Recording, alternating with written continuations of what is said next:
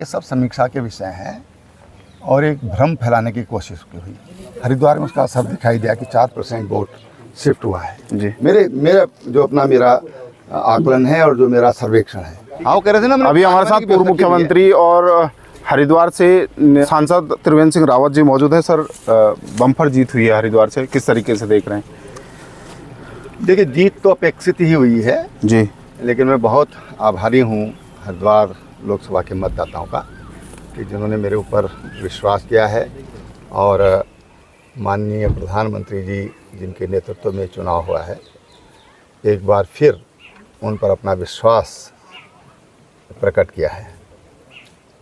जो सर 400 पार का आंकड़ा था बीजेपी का, वो उस मार्जिन तक नहीं पहुंच पाई, किस तरीके से देख रहे हैं आप? देखिए, ये तो बड़ा विषय है, ये समीक्षा का विषय है, क्योंकि तमाम जिस तरह का सर्वेक्षण थे जो स्वतंत्र एजेंसी हैं जी, वो साफ दिखाई दे रहा था। हरिद्वार लोकसभा में भी मैंने स्वयं जो सर्वे किए और जो अपने अनुभव के आधार मैंने आकलन किया था, ये 4% वोट ये शिफ्ट हुआ है जी, और ये मात्र अफवाहों के कारण हुआ। देखिए ना कि बीएसपी हज़ारों में सिमट गई, जो पिछली बार 1.25 लाख वोट लेकर आई थी। इस बार वो बहुत ही मतलब जमानत का कुछ भी नहीं बचा पाई, अपने सम्मानजनक कोई स्थिति भी नहीं हो पाई कि एवरेज अगर हम देखें तो 2-3 वोट भी वो एक बूथ पर नहीं ला सके।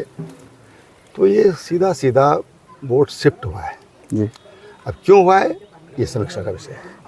जो इंडिया गठबंधन है, उन्होंने पहले ही कहा कि जो एग्जिट पोल आ रहे हैं ये गोदी मीडिया के पोल हैं। अब उनका कहना है कि हम सरकार बनाने जा रहे हैं। तमाम तरह की बातें उन्होंने कहा कि साहब ईवीएम मशीन धोखा है जी, और वोटिंग जो है बैलेट से होना चाहिए, तमाम तरह की बातें उठाई। अब इस बात का सवाल उनसे पूछा जाना चाहिए। हरिद्वार में आप लंबे समय से बने थे, अब कौन से वो काम है जिसको आप वहाँ कराएंगे, जो आपका विजन होगा सर हरिद्वार को लेकर? देखिए, किसी भी जनप्रतिनिधि का काम ये विकास का है जी, और वहाँ हमारा कुछ क्षेत्र धार्मिक दृष्टि से महत्वपूर्ण है जी, कुछ इंडस्ट्रियल है, कुछ किसानों के लिए एजुकेशन का भी बड़ा हब है एक तरह से जी। तो सबके बारे में अलग अलग विचार करके और फिर उसके लिए एक समन्वित कार्य योजना बनाई जाएगी। अजय सर, उत्तराखंड से जिस तरीके से अग्निवीर जैसी योजना कोई भी विपक्ष ने खूब उठाया, लेकिन 5 सीट बीजेपी की झोली माना, किस तरीके से आप इसको मानते हैं? नहीं, देखिए, मैंने कहा ना कि ये सब समीक्षा के विषय हैं और एक भ्रम फैलाने की कोशिश की हुई। उत्तराखंड के जितने भी हमारे जनपद हैं, पर्वतीय जनपद हैं कहूँ मैं, वहाँ पर आप देखेंगे उसका प्रभाव ना जैसा है जी। हरिद्वार में उसका असर दिखाई दिया कि 4% वोट शिफ्ट हुआ है जी। मेरा आकलन है और जो मेरा सर्वेक्षण है, 4% वोट हमारा 3 दिन में शिफ्ट हुआ है। ये अलग अलग इश्यू हैं, क्योंकि लोग जहाँ पर जितने जागरूक लोग हैं जी, जिनको भरमाया नहीं जा सकता है, वहाँ पर उसके परिणाम अच्छे रहे हैं। बाकी समीक्षा करने पर सामने आएगा। Thank you. दैनिक दोस्तों बात के लिए बहुत बहुत धन्यवाद। ये 5 जून विश्व पर्यावरण के रूप में आज हम लोग मनाते हैं और प्रतिवर्ष की भांति इस बार भी ये वृक्षारोपण का कार्यक्रम डिफेंस कॉलोनी देहरादून में रखा गया है। बहुत सिंबॉलिक है, 25-30 पौधे हैं, क्योंकि बहुत ज़्यादा गर्मी है और ऐसे में ये विचार करके किया गया है कि इन पौधों की हम सिंचाई भी करते रहें ताकि ये पौधे जीवित रहें। तो उस दृष्टि से आज ये किया गया। लेकिन मैं सब लोगों से कहना चाहूँगा कि हम लोग बिना स्वच्छ पर्यावरण के या पर्यावरणीय संतुलन के बगैर हम सब का जीवन ये खतरे में है, और इसलिए हम इसके प्रति जागरूक हों और जितनी हरियाली हो सके वो हरियाली हम करें।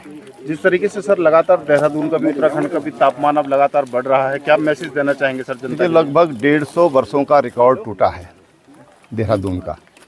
कभी यहाँ पर तापमान 42-43 नहीं जाता था, 37, 38, 39 पर जाके बारिश हो जाती थी, लेकिन अभी तक पूरा सूखा है।